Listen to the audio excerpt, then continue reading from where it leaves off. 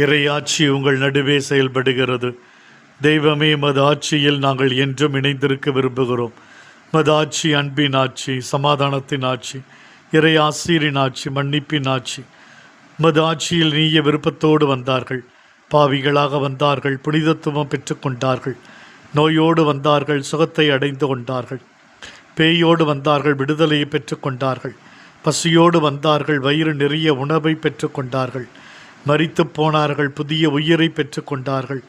மது இறையாட்சியில் இவர்கள் ஒவ்வொருவருக்குமே பங்கு கிடைத்தது.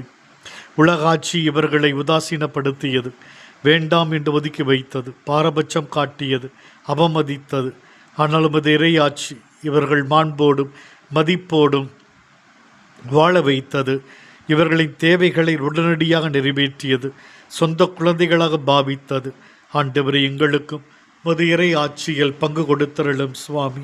மது ஆட்சி எங்கள் மத்தியிலே எழுந்து ஒளி வீச நாங்களும் மது இறை ஆட்சியின் உயர் மதிப்பீடுகளான அன்பு, மகிழ்ச்சி, சமாதானம் இவற்றில் நாங்கள் வாழ, ஒருவரை புரிந்து கொண்டு அன்பு செய்து ஒற்றுமையோடு ஜீவிக்க, குறைகளை மன்னிக்க, மன்னிப்பு கேட்க, நல்ல மனதோடு நாங்கள் வாழ, ஜெபத்தில் நிலைத்திருக்க, விசுவாசத்தில் வாழ, தொடர்ந்து எங்களை வழி நடத்தும் மனித நேயத்தோடு இணைந்து வாழ அருள் தாரும் சுவாமி.